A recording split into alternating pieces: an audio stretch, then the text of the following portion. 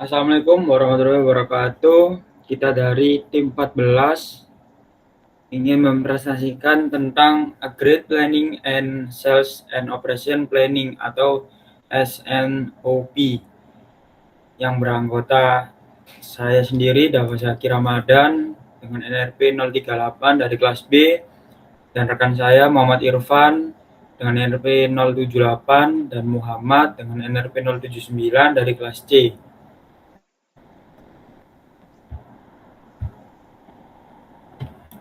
Apa itu upgrade planning? Upgrade planning adalah perencanaan produksi jangka menengah, biasanya 3-18 bulan untuk menyeimbangkan permintaan dengan kapasitas produksi dengan biaya minimal mungkin.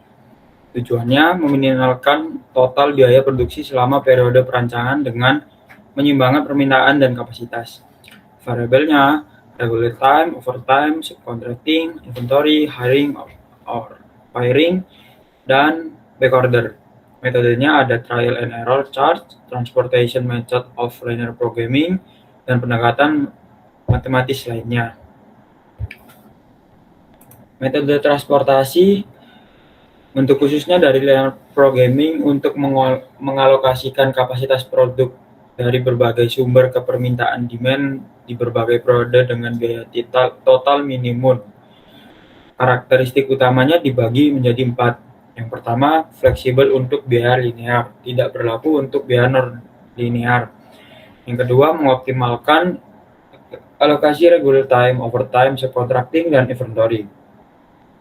Dan yang ketiga, total supply, total atau total demand jika tidak ditambahkan dummy. Yang keempat, menghasilkan solusi optimal via POM for Windows atau Excel UM. Fungsi tujuan, meminimalisir biaya total min Z sama dengan EE atau CIJ dikali XIJ. CIJ yaitu biaya per unit dari sumber I ke periode J. XIJ yaitu kuantitas alokasi. Frenchport Tire Company, yaitu perusahaan ban dengan pabrik di West Virginia, ingin menyusun upgrade plan menggunakan metode transportasi untuk metode Maret sampai Mei. Dibagi menjadi dua, yaitu problem statement, bagaimana Frenchport mengalokasikan produk reguler, overtime, subkontrak, dan inventory selama 3 bulan agar seluruh permintaan terpenuhi dengan biaya minimum. Approach-nya menyelesaikan masalah upgrade planning dengan minimal biaya melalui pencocokan produksi di berbagai periode terhadap permintaan masa depan menggunakan transportasi method.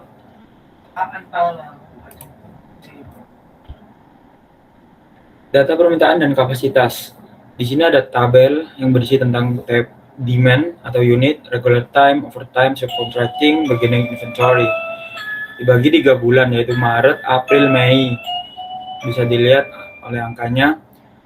Cost-nya yaitu regular time $40 per unit, overtime $50 per unit, subcontract $70 per unit, dan carrying cost $2 per unit dan per bulan. Untuk 5 prinsip fundamental tabel bisa dibacakan oleh Mas Muhammad.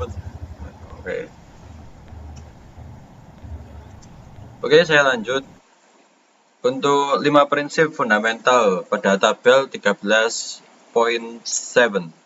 Oke, untuk yang pertama carrying cost, yaitu biaya penyimpanan 2 per dolar per tire per bulan. Semakin ke kanan, holdover 1 sampai 2 bulan, biaya bertambah $2 setiap bulan. Oke, yang kedua dummy column, karena supply tidak sama dengan demand, tambahkan kolom unused capacity dengan biaya $0 agar seimbang.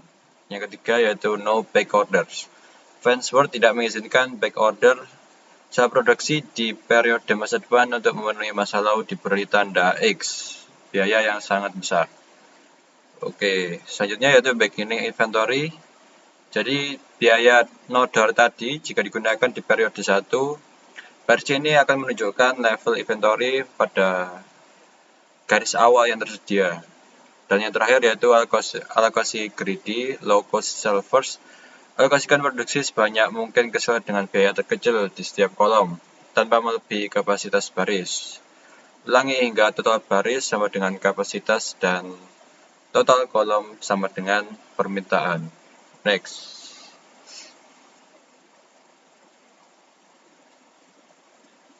Next.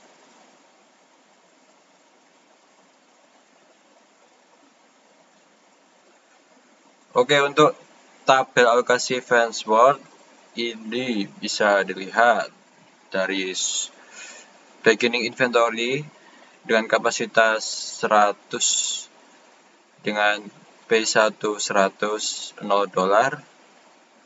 lalu regular time 700 dengan kapasitas 700 dengan P1 700 $40, overtime, subkontrak, regular time, dan seterusnya. Diurutkan dari P1 hingga P2 dan dilanjut dengan P3. Dengan total demand kapasitas 2780 dan dummy-nya 230. P1, P2, P3-nya 800, 100, dan 750. Bisa dihitung dari total keseluruhannya. Jadi angka besar sama dengan alokasi produksi unit, angka kecil biaya per unit ke sel tersebut, X adalah back order tidak diizinkan. Next.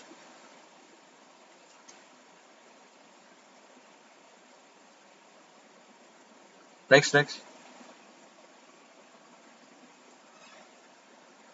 Oke, itu biaya solusi awal. Jadi rincian alokasinya terdapat pada back inventory ke P1 dengan perhitungan 100 dikali $0 dengan biaya sama dengan $0, regular time P1 ke P1 dan perhitungan 700 dikali $40 yang menghasilkan biaya $28.000, overtime P1 ke P2 dan perhitungan $52 dikali $0 sama dengan 2.600 dan seterusnya. Yang menghasilkan total biaya solusi awal dengan $105.900. Next. Mungkin bisa dilanjutkan dengan oleh rekan saya, Cak Irfan. Monggo.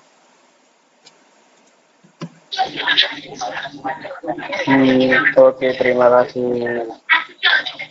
Mas Muhammad. Oke, yang selanjutnya yaitu pembandingan solusi awal versus solusi optimal. Jadi di sini solusi awal yang bernilai $105.900 itu termasuk intensial physical transmission. Oke. Dan yang solusi optimal penghematan dari $105.900 dikurangi $105.700 yaitu sama dengan $200. Fleksibilitas metode yaitu metode transportasi sangat fleksibel untuk masalah dengan biaya linear. Namun, jika biaya bersifat non-linear seperti diskon volume, metode ini jarang berlaku ataupun tidak berlaku. Nah, inventory jika tidak ada beginning inventory, kapasitas total berkurang. Nah, sehingga kebutuhan substansi naik sebesar 100 unit untuk menutupi kekurangan. Next.